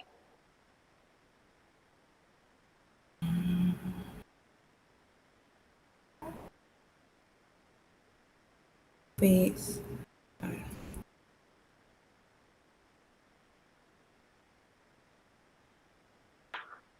Karen, básicamente en la comisión efectivamente faculto y ya hemos agotado el tema de qué facultades tendría el comisionista hasta inclusive de recibir el precio, ¿verdad?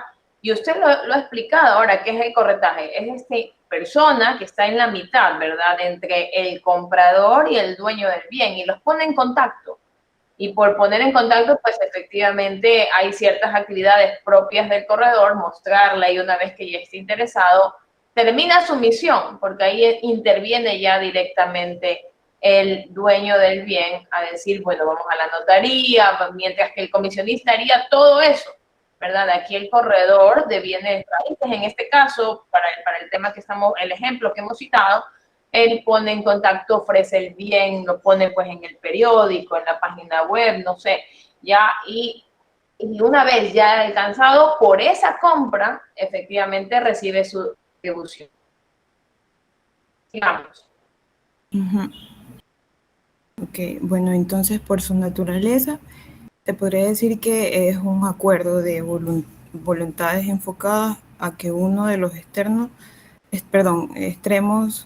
negociables, el corredor acerque o ponga en relación de dos o más personas con el propósito de que se suscriban o que realicen un negocio mercantil en particular.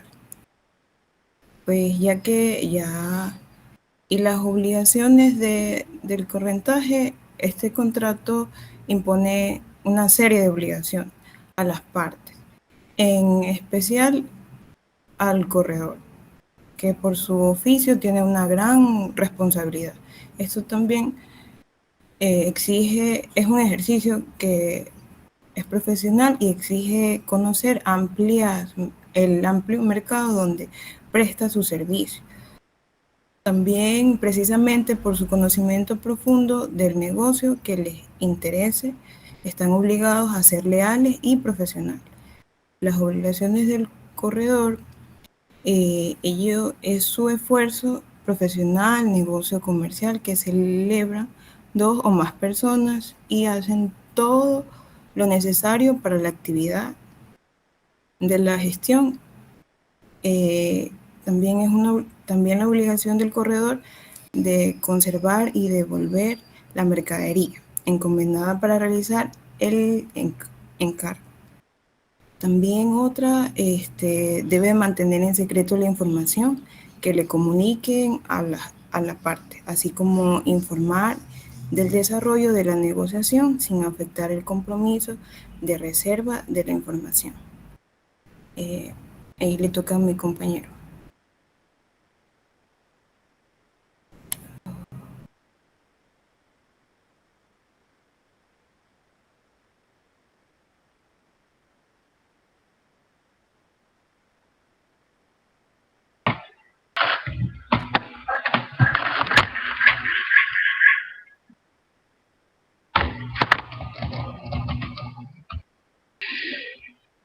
Buenos días con todos.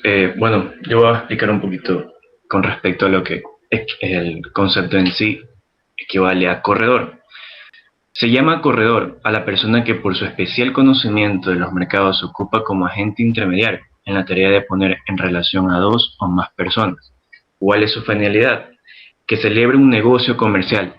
Básicamente exista el vínculo como tal de entre dos personas. El estar vinculado a las personas por relaciones de colaboración, dependencia, mandato o representación.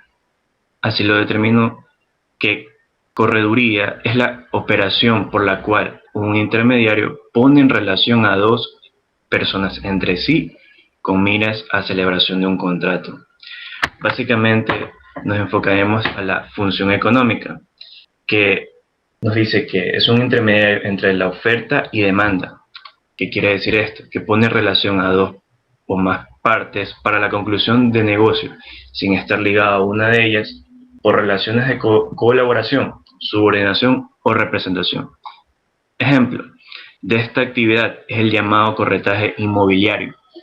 Básicamente el corretaje, su finalidad, bueno, lo más al ámbito que más se apega es al sector inmobiliario, bienes inmobiliarios. Quien está interesado en vender un inmueble, como cabe recalcar, puede procurar por sí mismo conectarse con un comprador, pero es frecuente que recurra a los servicios de un corredor. Este tratará de conectarlo con un comprador. Si en definitiva es un contrato de compraventa tiene lugar, el vendedor deberá pagar al corredor una comisión por el servicio prestado, por el servicio que brinda. Esta comisión generalmente se establece como un porcentaje de precio de venta. El porcentaje podría ser del 100% de la compra, inclusive hasta 15-20%, si no me equivoco. Tenemos, como en todo, prohibiciones. Artículo 508, que nos dice que es intervenir en actos o contratos que, de acuerdo en el Código de Comercio, sean de competencia exclusiva de otros comisionistas o agentes de comercio, excepto aquellos que estuvieran permitidos por ley. Tenemos B, vender o prometer en venta de bienes sin las correspondientes garantías económicas de su terminación por parte de un promotor o del titular. C, tratándose de bienes raíces, vender o prometer en venta de edificaciones en planos sin fideicomiso que garantice su terminación o la devolución de los dineros por parte del promotor o del titular. Tenemos obligaciones. Artículo 513. Corresponde al corredor a conservar las muestras de las mercancías vendidas sobre muestra, mientras subsista cualquier controversia. B, a llevar en sus libros una relación de todos y cada uno de sus negocios, como un ligero control de cada negocio que ha llevado. Intervengan con indicación del nombre y domicilio de las partes que celebren, la fecha y cuantía de los mismos o del precio de los bienes sobre que versen, la descripción de estos y la remuneración obtenida. Como conclusión, afirmamos que la presente corto trabajo deja que en el tapete de los investigadores la continuación de la actividad cognitiva a fin de enriquecer el presente trabajo. B. Afirmamos asimismo que el corretaje es un contrato, considerándolo como uno innominado en el ordenamiento jurídico nacional. Tercero, tenemos el corretaje facilita o incentiva la celebración de contratos de compraventa y de arrendamiento. Como cuarto punto tenemos el corretaje. Es un contrato poco utilizado en el territorio nacional, pero que poco a poco va expandiéndose como en todo y teniendo gran aceptación, sobre todo en las urbes de mayor desarrollo del país. Tenemos aquí un pequeño modelo de un contrato de corretaje, bastante sencillo, como podemos verlo. Tenemos las cláusulas, evidentemente, y para finalizar, la firma del cliente y el corredor. Tenemos un video, Miss, pero no sé si nos ayude. No, quizás me mandan el link y lo puedo subir al CEP. Pero quisiera decir algo, o sea, la importancia de las tutorías siempre va a ser relevante, porque ustedes han dicho que el corretaje es un contrato innominado, pero estamos hablando de que está en el Código de Comercio, o sea, están hablando de legislación anterior. Y es tan regulado que hoy en día, o sea, ni siquiera es que no sea improvisado, ya se hacía. Previo al derecho existe el hecho. Y ya en los corredores, yo desde que era pequeña, pues los conocía. Ya recuerden que antes del Código de Comercio tenemos un código de 1960 que no legislaba o regulaba este comportamiento mercantil. No obstante, existía ley dispersa relacionada a los ley de corredores de bienes raíces, y también existe pues el reglamento a la ley de corredores de bienes raíces, ley de corredores de bienes raíces, y luego hay protocolos, etcétera, para todos ellos, donde se asocian, tienen inclusive esta asociación de corredores. Y por eso, de tanta demanda de esta clase de contratos, así como hay contratos de leasing, el contrato de leasing tampoco estaba tipificado, entró el contrato de agencia, así clasificado entre, bueno, esto es comisión, agencia o corretaje, y entonces el Código de Comercio ya los clasificó y les dio connotaciones específicamente de esta clase de contratos. Entonces, los estoy calificando en torno a lo que están diciendo, chicos, pero sí, vuelvo a repetir, la importancia de solicitar tutorías o de enviarme con tiempo. O sea, yo ahorita estoy viendo que me lo han enviado ya a largas horas de la noche, o sea, ya preparándonos casi que para el siguiente día, pero no es así. Por eso es justamente que podamos entender lo que vamos a transmitir, para que las exposiciones no solamente sean por una nota, que no puede ser del tanto óptima si no está del todo actualizada la información. Y segundo, pues, estas exposiciones yo las vi necesarias para avanzar todas estas unidades que por razón de las festividades no se iban a poder. Si las daba yo, seguramente nos quedábamos en un tema las 2 horas. Entonces, mejor coger las ideas principales para poder transmitirlas, que ustedes las estudien a su vez, porque cada uno de los estudiantes que expone investiga sobre eso y tenga súper claro, y a la vez adelantemos y terminemos el sílabo. Pero bueno, en todo caso, eso perdón que le interrumpa. Acotación de la exposición. No, quisiera un poquito separado del tema. Quisiera la justificación de esta situación como tal, enviársela por interno, porque aquí es con el curso y no quisiera interrumpir más. Ok, vamos al siguiente grupo. En razón del tiempo, René Herrera y Jorge Suárez. Tienen ustedes la concesión mercantil. Hola, buenos días, ¿cómo está? Bien. Ya le voy a presentar la diapositiva.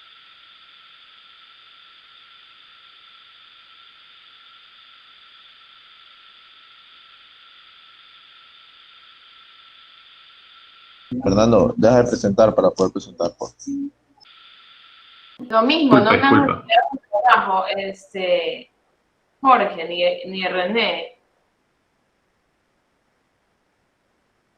Sí, abogado, no pude, hubo un inconveniente ahí, entonces no pude enviar. Okay. Pero igual si yo las diapositivas las hice desde ayer ya. Desde ayer, como que fuera el último tiempo. O sea, no, ya tenía investigado, pero la diapositiva la hice ayer, sino que me olvidé fue de enviar eso. La verdad me olvidé de enviar, fue abogado. ¿Para qué lo voy a decir? Una excusa que no es. Ok.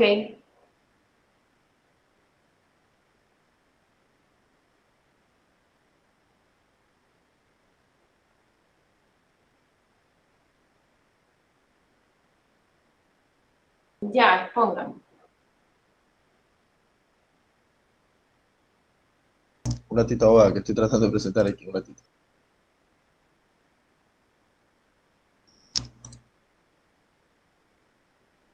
¿Me confirman si se ve, porfa? Sí, Sí compañero, se ve, sí se ¿no? ve. Sí, compañero, sí se Ah, ve. ya. Gracias.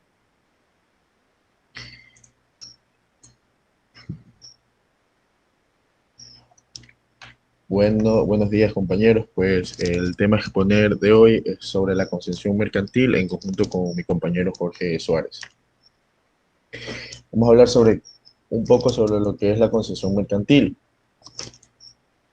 Según nos explica que es la modalidad del contrato de distribución en la que el concedente autoriza de manera que habilite y conceda al concesionario la posibilidad práctica y jurídica de adquirir bajo determinadas condiciones sus productos, ya sea generalmente de marca y revenderlos en una determinada zona geográfica.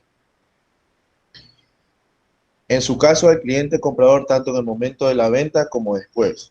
El concesionario asume la organización de su propia empresa, soportando los riesgos de dicha actividad. Esto incluye la concesión de la exclusividad al concesionario. Bueno, por otra parte, sabemos que, ¿cómo se llama? Vamos a hablar sobre el contrato de distribución. Por otra parte, es importante mencionar cómo se han definido cómo han definido los tratadistas el contrato de distribución. Por ejemplo, tenemos un tratadista que especifica, llamado Javier Arce, que señala que es aquel por el cual el distribuidor se obliga a adquirir, comercializar y revender a nombre y por cuenta propia los productos del fabricante, productor o principalmente en los términos y condiciones de reventa que este señala. Por lo tanto, que el empresario tiene la facultad de imponer determinados lineamientos sobre la forma al momento de distribuir dichos productos, siendo el distribuidor un comerciante independiente y de entidad distinta al empresario. Es decir, quien comercializa y revende el servicio o producto a nombre propio. Tenemos lo que es la naturaleza jurídica. Dice que aquí, en la naturaleza jurídica de este contrato se lo puede determinar con los siguientes caracteres o características. Por ejemplo, es bilateral, es entre partes, es principal, consensual, oneroso, conmutativo, normativo, intuito persona, de tracto sucesivo, de colaboración y traslativo de dominio.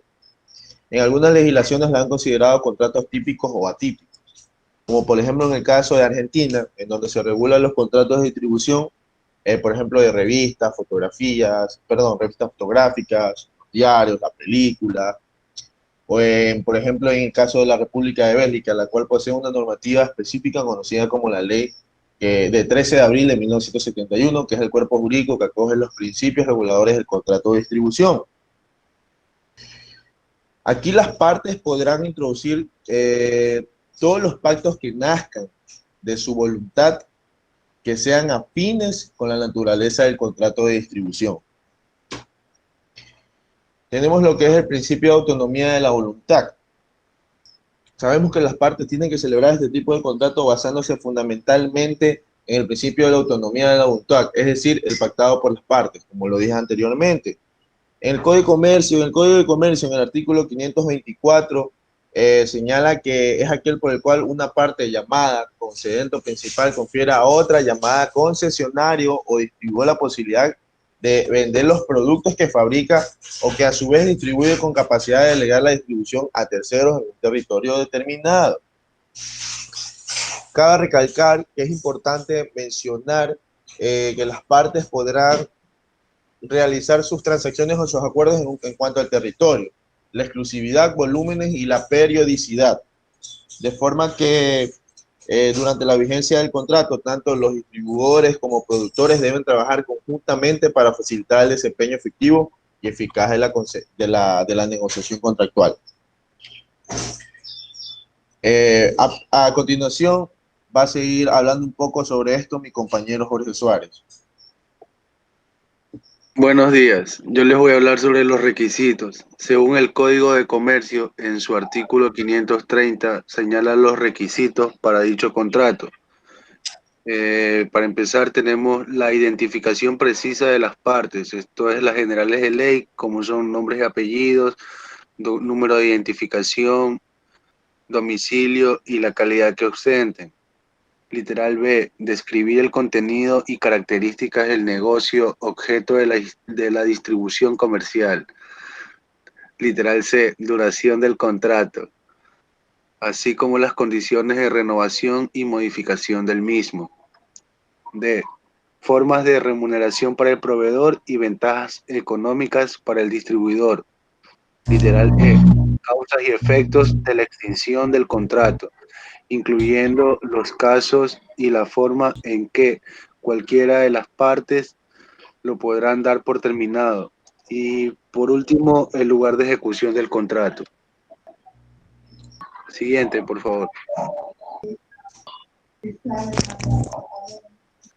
René. Mande. Espérate.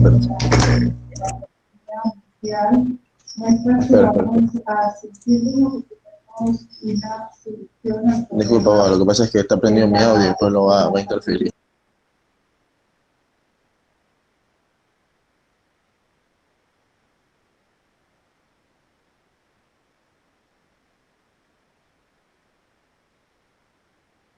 Bueno, pero alguien...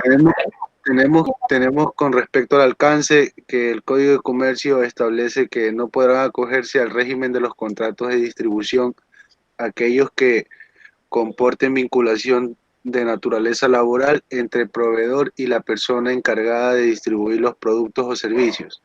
En todo caso, los contratos de distribución, proveedor y distribuidor conservarán su independencia económica y autonomía jurídica, tal como lo explicó mi compañero René al principio.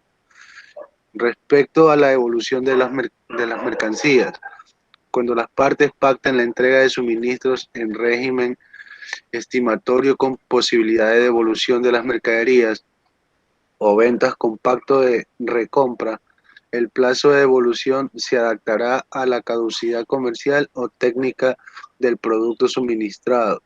En cuanto a las garantías de fábrica de la mercancía, pues el proveedor, especialmente al tratarse de un fabricante, deberá autorizar expresamente al distribuidor para que éste traslade a aquellos a quienes vende el producto, sea al por mayor o directamente a consumidores, las garantías de fábrica de dicho producto. En cuanto a la remuneración, pues la remuneración deberá constar detallada y claramente en el contrato de distribución, pudiéndose... Dígame. ¿Recuerda usted la semana pasada que hablamos ya sobre esta situación y este tema específico? Pensé que de alguna manera se había quedado claro, porque ya su compañera, no sé si fue Karen, ya había expuesto sobre este tema. Por eso es que se les destinó a ustedes el cambio de tema que era la concesión mercantil o arrendamiento de bienes inmuebles. Y siguen hablándome de lo que ya expuso Karen.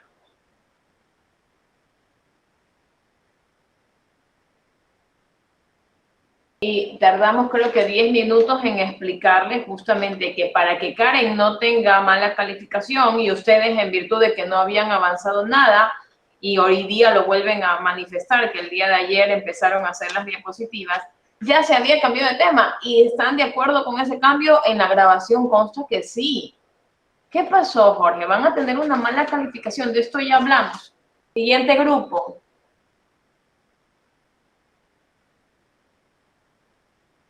Seguimos, Tatiana y Cristian Peralta.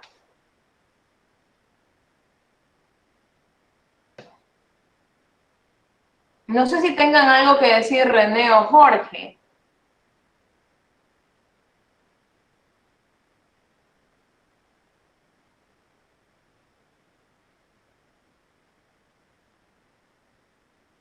Nada. Abogada, deme un minuto que ya comparto pantalla, con su permiso. Listo, gracias. Vamos a ver, el contrato de arrendamiento en general, queridos estudiantes, está desde el artículo 408 y siguiente. No confundirlo con la concesión mercantil de bienes a través del contrato de distribución, sino esta concesión mercantil se refiere a los bienes raíces. En centros comerciales, por lo general, no celebra un contrato de arrendamiento mercantil, que tiene a todo esto tiene las mismas condiciones, sino que le llaman concesión mercantil porque le concede un espacio para que realice efectivamente la promoción de sus bienes y servicios. Él no es dueño de ese espacio, por decirlo así. Entonces, ni lo va a hacer porque el lugar es el centro comercial cuyo dueño es tal persona, etc. Algo que tiene que quedar súper claro es que dice en un artículo 409, el contrato de arrendamiento de locales comerciales no podrá adoptar la forma de concesión mercantil de local y estará sometido a lo dispuesto por las partes y a lo establecido en este artículo. El inciso anterior dice, el arrendamiento de locales comerciales es un contrato por el cual las partes se obligan recíprocamente. El arrendador a conceder el goce de un local para dedicarlo a actividades empresariales y el arrendatario a pagar un precio determinado o canon de arrendamiento por el precipitado goce del local. Es lo mismo. Aquí sí surge una interrogante, y esto en virtud de algunos abogados con los que compartimos el mismo criterio, que este inciso segundo del 409 está de más, porque tanto la concesión mercantil de bienes raíces como las condiciones que se pactan en un contrato de arrendamiento mercantil son las mismas. El detalle es que el legislador no quiso que se confunda el contrato de arrendamiento civil, porque a la ley de inquilinato pues lo sometía a algunas condiciones, efectivamente se establecía el margen de lo que era, por lo tanto, la naturaleza del contrato mercantil, donde yo pacto pues una retribución y pacto para vender algo con fines comerciales, mientras que el arrendamiento civil tendrá específicamente connotación en el área de vivienda, ¿verdad? O para uso del bien para vivir en este. Con todo esto, quisiera que tengan claro que tanto el contrato, incluso el capítulo se llama el arrendamiento de locales comerciales, la concesión mercantil de bienes inmuebles. Y finalmente, que tengan, bueno, vamos a leer justamente ya 408 al 426. El último me dice, en ningún caso podrá celebrarse bajo el título de arrendamiento de local comercial uno que en realidad encierre un arrendamiento de vivienda. Vivienda taller, vivienda negocio, pero vivienda, ¿verdad? Se presumirá la mala fe del arrendador en estos casos, salvo que demuestre que el arrendatario quien ha distorsionado el uso del local. Ya, entonces, obviamente, no puedo confundir para nada. Esto el 409 se entendería, segundo inciso, con el 426. Porque la finalidad del contrato de concesión mercantil de bienes raíces tiene fines de comercio. Y obviamente las mismas condiciones que se pactan en esta clase de contratos son el poder conservar el bien, el poder hacer las mejoras, pero estas mejoras van relacionadas. Todo lo que hablamos en el Código Civil, por ejemplo, el Código Civil ya sabemos que es norma supletoria. Dice el 417, las mejoras que se realicen en el inmueble para adecuarlo al uso, salvo pacto en contrario, deberán ser abonadas o compensadas por el arrendador. Son las reglas generales que vimos en el Código Civil cuando ustedes estudiaron el libro cuarto. Con la terminación del contrato de arrendamiento, en cualquier caso, las mejoras deberán ser autorizadas por el arrendador. En caso de que se realicen mejoras no autorizadas, estas quedan en beneficio del local y por ende del arrendador. Pero siempre debe autorizarlas el dueño del local comercial. Básicamente, en eso podríamos resumir lo que es este contrato de bienes raíces. Tienen fines comerciales y aparte se debe someter a las leyes de, por ejemplo, uso de habilitación, uso de suelo, perdón, todo lo que son los trámites para habilitación del bien, bomberos, etcétera. ¿Qué más podemos decir cuáles son los bienes comerciales? Los que no están destinados a la vivienda, me dice el 413. Y me dice también algo que menciona, que tengo inclusive hasta resaltado para enfatizarlo, se presumirá salvo prueba en contrario que constituyen, el 413 segundo inciso, que constituyen inmuebles destinados al uso comercial los locales no destinados a vivienda. Es obvio. Ubicados en centros comerciales, en áreas que las ordenanzas califiquen como hábiles para el desarrollo de actividades empresariales. Hay un edificio en Sucre y Pedro Carbo que se llama el edificio China, así tal cual. Entonces uno ve el edificio está lleno de locales comerciales y hay personas que están viviendo y que están, otra persona y está viviendo en él. Dice que estos van a ser considerados como locales comerciales en áreas que las ordenanzas califiquen como hábiles para el desarrollo de actividades empresariales o en edificaciones en propiedad horizontal cuando se haya constituido con fines comerciales o con carácter mixto, así como aquellas edificaciones que tengan fines turísticos, depósitos, bodegas, galpones u otras formas similares de locales con destinarse al almacenamiento de materiales, equipos de estacionamiento, espacios de estacionamiento, etc. Se presumirá además inmuebles destinados a uso comercial, los kioscos, están, islas, esos son a lo que se refiere el legislador, y establecimientos similares, aun cuando estos no se encuentren unidos de manera permanente al inmueble. Entonces, o se ubiquen en áreas de dominio público. Entonces, ¿a qué voy con esto? Si van efectivamente los comisarios o van delegados de la comisaría municipal y se dan cuenta de que ha sido un bien inmueble que está destinado a arrendamiento mercantil y ha sido registrado como tal y de repente están viviendo, esta persona puede estar clausurada.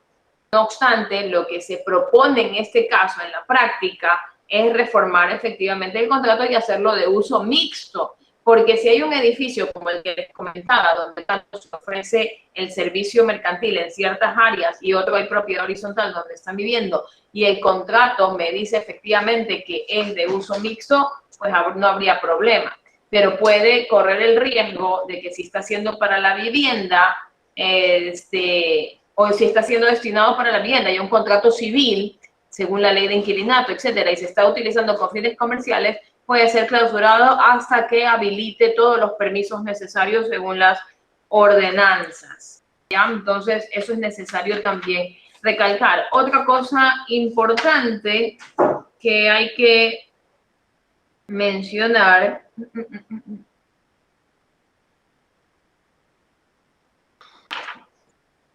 artículo 24, se debe inscribir en el libro de actos, esto es de registro mercantil y objetos mercantiles que lleva el registro mercantil, primero la apertura y cierre de sucursales o establecimientos de comercio, así como todos los actos que involucren enajenación o gravamen sobre esta.